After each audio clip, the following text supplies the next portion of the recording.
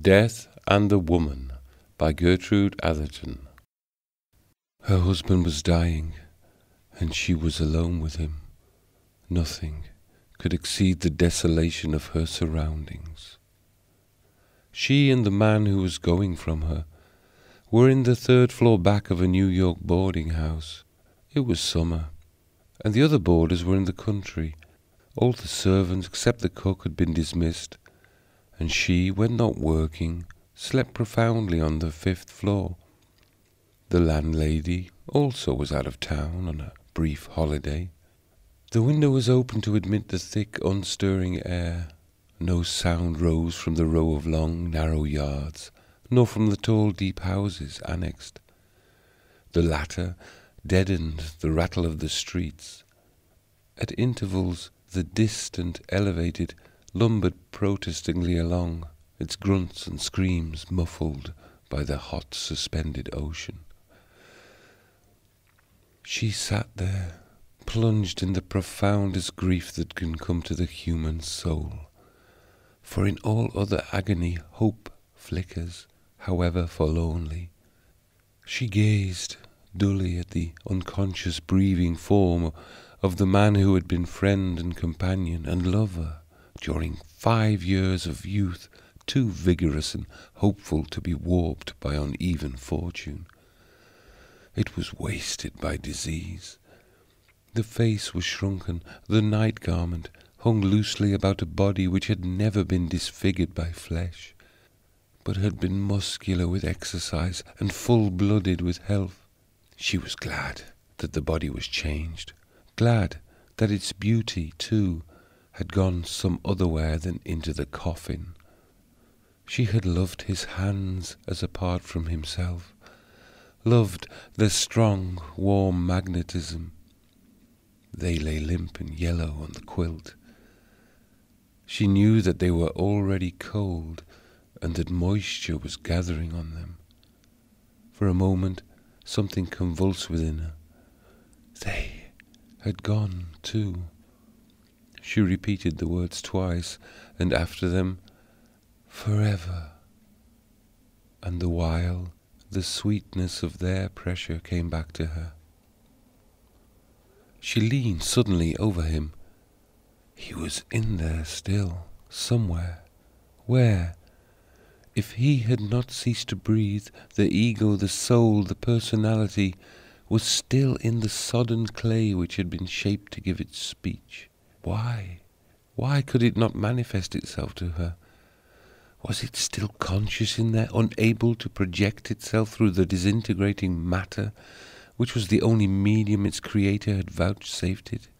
Did it struggle there, seeing her agony, sharing it, longing for the complete disintegration which had put an end to its torment? She called his name. She even shook him slightly, mad to tear the body apart and find her mate. Yet even in that tortured moment, realizing that violence would hasten his going, the dying man took no notice of her, and she opened his gown and put her cheek to his heart, calling him again. There had never been more perfect union. How could the bond still be so strong if he were not at the other end of it? He was there, her other part. Until dead he must be living. There was no intermediate state. Why should he be as entombed and unresponding as if the screws were in the lid?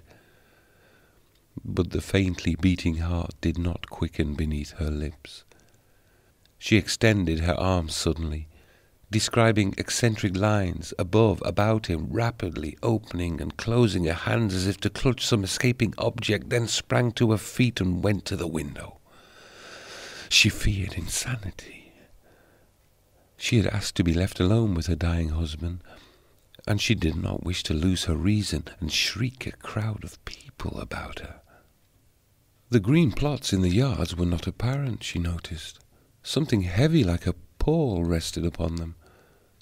Then she understood that the day was over and that night was coming. She returned swiftly to the bedside, wondering if she had remained away hours or seconds, and if he were dead. His face was still discernible, and death had not relaxed it. She laid her own against it, then withdrew it with shuddering flesh, her teeth smiting each other as if an icy wind had passed. She let herself fall back in the chair, clasping her hands against her heart, watching with expanding eyes the white sculptured face, which in the gathering dark was becoming less defined of outline. Did she light the gas, it would draw mosquitoes, and she could not shut from him the little air he must be mechanically grateful for. And she did not want to see the opening eye, the falling jaw. Her vision became so fixed that at length she saw nothing, and closed her eyes and waited for the moisture to rise and relieve the strain. When she opened them, his face had disappeared. The humid waves above the housetops put out even the light of the stars, and the night was come. Fearfully, she approached her ear to his lips. He still breathed. She made a motion to kiss him, then threw herself back in a quiver of agony. They were not the lips she had known, and she would have nothing less. His breathing was so faint that in her half-reclining position she could not hear it, could not be aware at the moment of his death. She extended her arms resolutely and laid her hand on his heart. Not only must she feel his going, but so strong had been the comradeship between them, it was a matter of loving honour to stand by him to the last.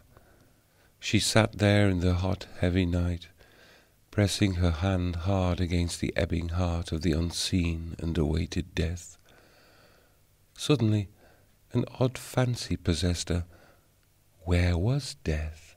Why was he tarrying? Who was detaining him? From what quarter would he come? He was taking his leisure, drawing near with footsteps as measured as those of men keeping time to a funeral march. By a wayward deflection, she thought of the slow music that was always turned on in the theatre when the heroine was about to appear, or something eventful to happen. She had always thought that sort of thing ridiculous and inartistic. So had he.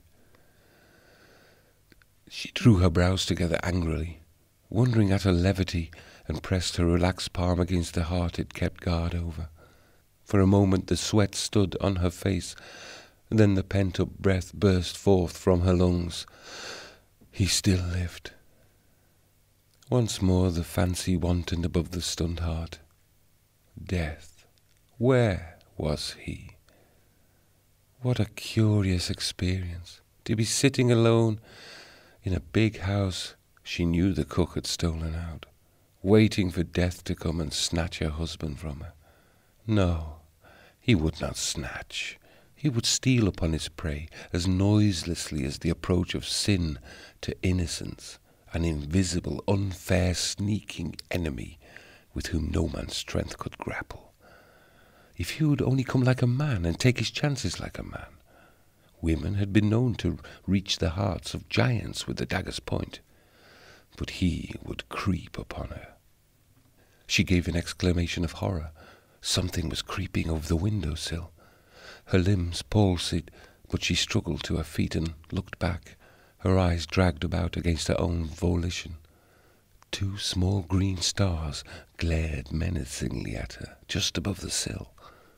Then the cat possessing them leaped downwards, and the stars disappeared. She realized that she was horribly frightened. Is it possible? She thought. Am I afraid of death, and of death that has not yet come? I've always been rather a brave woman. He used to call me heroic, but then with him it was impossible to fear anything. And I begged them to leave me alone with him as the last of earthly boons. Oh, shame! But she was still quaking as she resumed her seat, and laid her hand again on his heart. She wished that she had asked Mary to sit outside the door. There was no bell in the room. To call would be worse than desecrating the house of God, and she would not leave him for one moment, to return and find him dead, gone alone, Her knees smote each other. It was idle to deny it. She was in a state of unreasoning terror. Her eyes rolled apprehensively about. She wondered if she should see it when it came, wondered how far off it was now. Not very far. The heart was barely pulsing. She had heard of the power of the corpse to drive brave men to frenzy, and had wondered, having no morbid horror of the dead. But this, to wait, and wait, and wait, perhaps for hours past the midnight, on to the small hours, while that awful, determined, leisurely something stole nearer and nearer. She bent to him who had been her protector with a spasm of anger. Where was the indomitable spirit that had held her all these years with such strong and loving clasp? How could he leave her? How could he desert her? Her head fell back and moved restlessly against the cushion, moaning with the agony of loss. She recalled him as he had been. Then fear once more took possession of her, and she sat erect, rigid, breathless, awaiting the approach of death.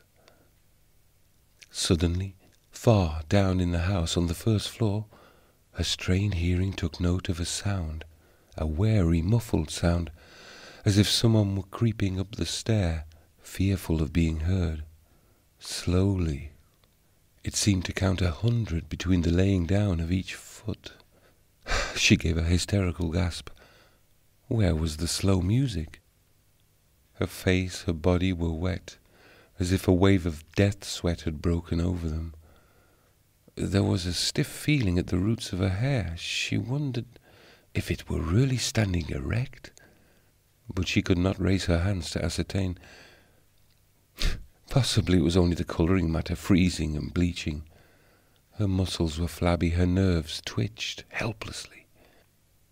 She knew that it was death who was coming to her through the silent, deserted house. Knew that it was the sensitive ear of her intelligence that heard him, not the dull, coarse-grained ear of the body. He toiled up the stairs painfully, as if he were old and tired with much work. But how could he afford to loiter, with all the work he had to do? Every minute, every second he must be in demand, to hook his cold, hard finger about a soul struggling to escape from its putrefying tenement. But probably he had his emissaries, his minions, for only those worthy of the honour did he come in person. He reached the first landing and crept like a cat down the hall to the next stair, then crawled slowly up as before. Light as the footfalls were, they were squarely planted, unfaltering, slow. They never halted. Mechanically she pressed her jerking hand closer against the heart. Its beats were almost done. They would finish, she calculated, just as those footfalls paused beside the bed. She was no longer a human being. She was an intelligence and an ear. Not a sound came from without. Even the elevated appeared to be temporarily off duty. But inside the big, quiet house, that footfall was waxing louder, louder, until iron feet crashed on iron stairs and echo thundered. She had counted the steps. 1, 2, 3, irritated beyond endurance at the long, deliberate pauses between. As they climbed and clanged with slow precision, she continued to count audibly with equal precision, noting their hollow reverberation. How many steps had the stair? She wished she knew. No need. The colossal trampling announced the lessening distance in an increasing volume of sound not to be misunderstood. It turned the curve. It reached the landing. It advanced slowly down the hall. It paused before her door. Then knuckles of iron shook the frail panels. Her nerveless tongue gave no invitation. The knocking became more imperious. The very walls vibrated. The handle turned swiftly and firmly. With a wild, instinctive movement, she flung herself into the arms of her husband.